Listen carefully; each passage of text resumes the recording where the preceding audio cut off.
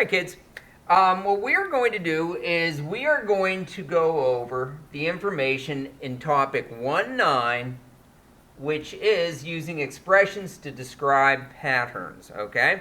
We've already learned about expressions, writing expressions, how to evaluate expressions, and now we're going to use expressions to describe patterns, okay? You're going to want to pause the video, take out your notebook, and open up to topic 1.9, using expressions to describe patterns, okay? So pause the video, get yourself set up.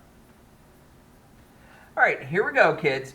One of the things that I would like to add to what is in the book is that finding area is a pattern, okay? And the expression for finding area is length times width.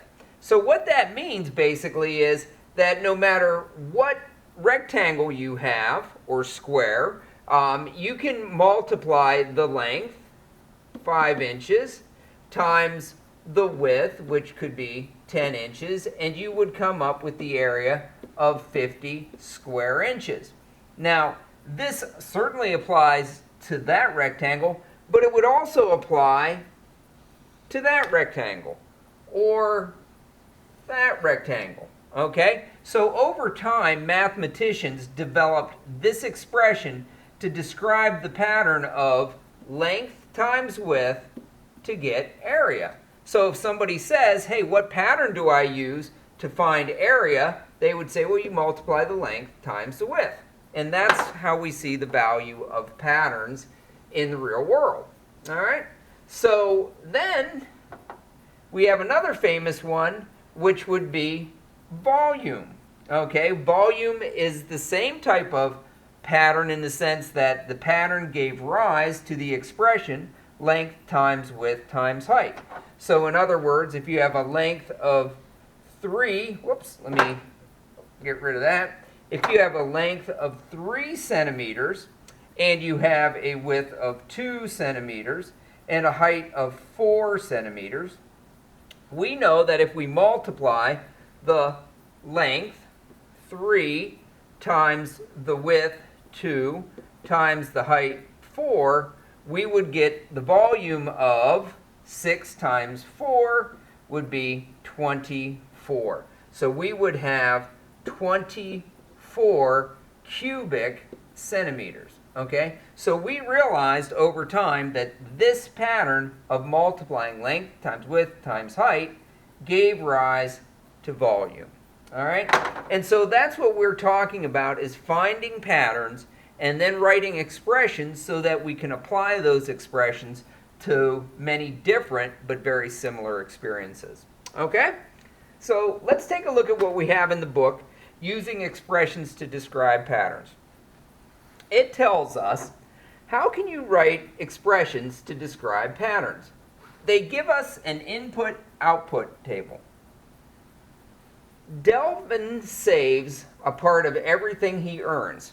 He's a good kid. He's saving part of everything he earns. The table at the right shows Delvin's savings pattern. So his input is how much he earns, and the output is what he has saved. Okay? So the input column shows the money he's earned, and the output shows the money he has saved. We have an X and we have a Y. When this happens, it leads to this, okay? Write an expression to describe the pattern. So there's a pattern that takes him from here to here.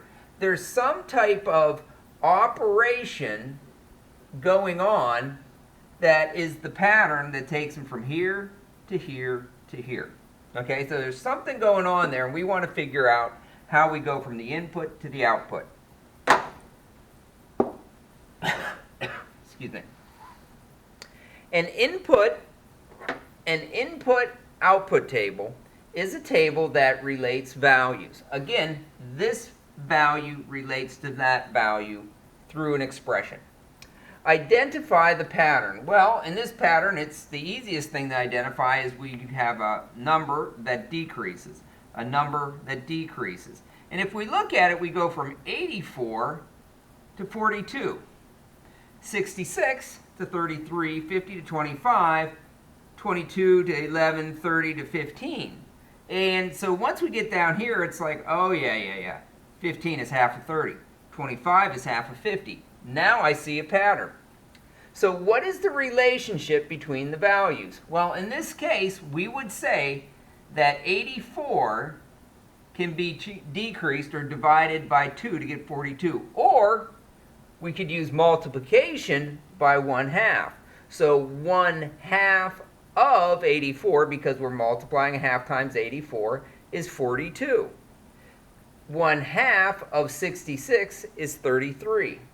1/2 of 55, or 1/2 times 55, is 25.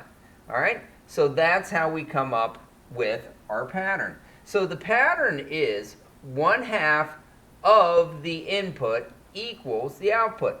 1/2 of 84 is 42. 1/2 of 66 is 33. 1/2 of 50 is 25. And so if you wanted to test that, you could easily say, okay, 1/2 of 22, and multiply 22 by 1/2. And that was how you come up with your answer. One way to make this easier is to write 1/2 as 0.5. And so if you multiplied 0.5 times 22, you would see that you would get 11. Okay? Now, you might want to stop right here and go watch the Fox video. If we're in class, we're probably going to stop and do some Nearpod at this point. Okay? Now, if you're doing this on your own, we're going to do a couple practice problems. It is important for you now to stop the video and try to actually answer these questions, okay? If you can't answer them, you try, start the video back up and see what the explanation is. Remember that when you're doing these problems, that most of your brain power, we know from research and MRIs of people doing math, that you're going to go through 4 stages. Stage 1 is where you're just looking at the problem. A lot of brain power, a lot of brain activity. Stage 2 is you plan to solve it. A lot of brain activity, a lot of brain activity. The final step, or stage 3, is computation, and there's not as much brain power going on there because it's just rote memorization of doing math. And then stage 4 is checking it, and there's not a lot of brain power there either, but those are still 2 very important steps that require accuracy. But remember, really look at what you're doing before you do it. Okay, so anyways, why don't you see if you can answer this question? It says, use this table for 6 and 7. Here is the table. Take a look at the table. What does it tell you? What relationships do you see? What patterns do you see? Okay, so pause the video and answer number 6. What is the cost of 4 pounds, 5 pounds, 10 pounds of apples? I would recommend actually copying the table down and filling it in. That's part of step 1 and 2. All right, pause the video and give it a try. Okay, let's see how we did. Well, in this case, we can see that if we have the apple weight of 1 pound, 1 pound costs $2. So that's kind of like a unit rate. Unit rate is $2 per pound. So then we say, well, if you get 2 pounds, it's going to cost $4. If you get 3 pounds, it's going to cost $6. So obviously, in this situation, we have a pattern where you're multiplying by 2, okay? So here's the situation. 4 pounds will cost $8. 5 pounds will cost $10. 10 pounds will cost $20. Okay? So you can kind of see what the relationship is. So now for number 7, write an algebraic expression that describes the output pattern if the input pattern is variable A. So they're telling you they want you to use A as the variable when you write your algebraic expression. Pause the video and see if you can write that algebraic expression. Alrighty, how'd you do? Well, in this case, you probably realize that you're going to take 2 and multiply the weight of the apples, okay? So you multiply the weight of the apples by 2 to get the output, the price, okay? So the output, in order to get the output, you multiply the input by 2, okay? And the input is A for apples. All right, that's the variable. Let's try these ones. All right, here they give you another table. Again, I emphasize that you should copy tables down if you're doing something like this. All right, number 8, copy and complete the table. They tell you to do that. Pause the video and see if you can fill in these missing amounts.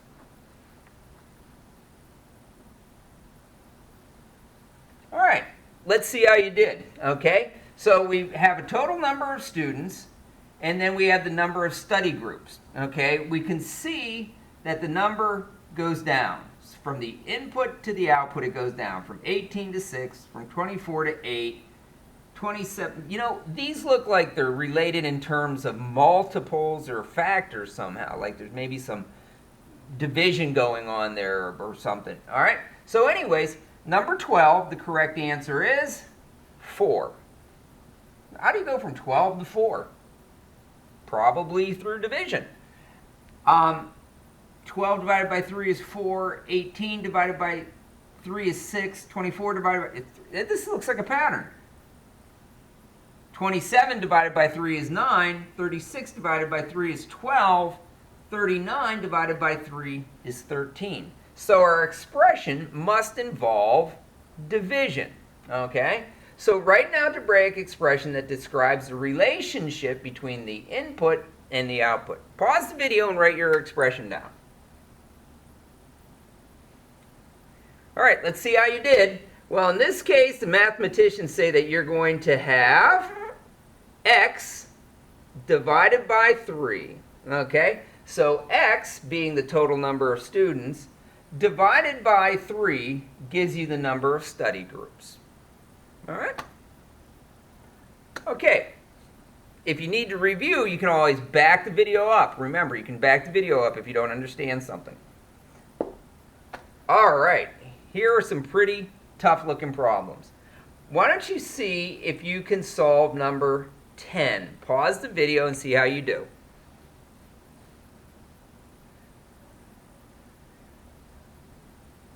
All right, here we go. Let's take a look at this.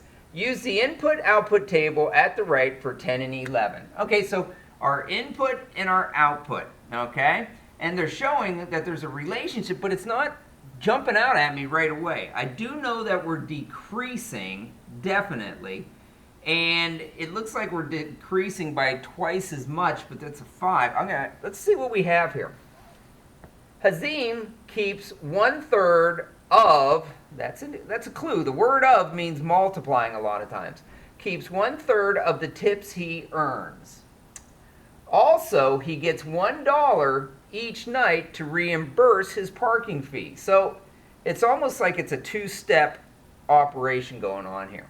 This information is shown in the input-output table.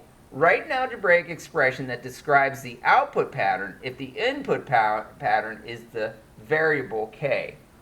All right, well, in this case, they want us to write an algebraic expression. Well, we're going from 12 to 5.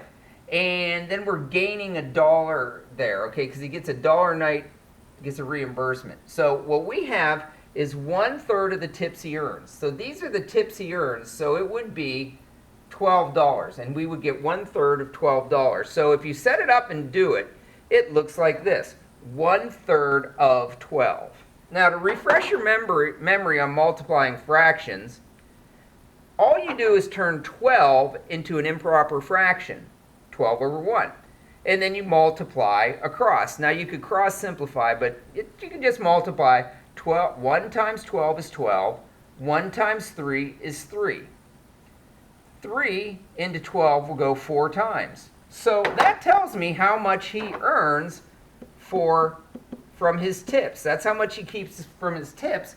But if we go back up to the table, that's not, he should only have $4 here, but he has 5. And that's because he gets $1 each night extra reimbursed for parking. Okay? So then what we see is we have that $4 plus the $1 gives us 5. So in other words, 12, 1/3 of 12 equals $4. Add $1 to that and you get 5. So our expression is this: k, the variable, divided by 3 plus 1 would give you this. So 12 divided by 3 is 4, plus 1 is 5. Or you can do it like we did it, and you can say that 1/3 of k is 4 plus the 1 equals 5. So in this case, 27, 1/3 of 27, or 27 divided by 3 is 9, plus 1 is 10. So that helps us answer number 11. And if you want to pause the video and answer number 11, you can do that now. Oh, my shoulder kind of gave you the answer, didn't it? If you didn't pause right away. So 1/3 of 36. 1/3 of 36, you set it up. 36 is an improper fraction. Or you could just simply divide by 3. Okay? Dividing by 3 would give you 12. Multiplying by 1/3. 1 times 36 is 36. 3 times 1 is 3. 36 divided by 3, because this is a division expression, 36 divided by 3 is 12. Now remember, we have to add 1. Whether we're dividing by 3 or multiplying by 1/3, we have to add that 1 for the parking reimbursement. So 12 plus 1 is 13. So our answer should be 13. Okay? Alrighty. Well, if you have any questions with this, you can see your parents for help if you're at home trying to figure this out. If you're at school, you can come see your teacher. All right? You did a nice job.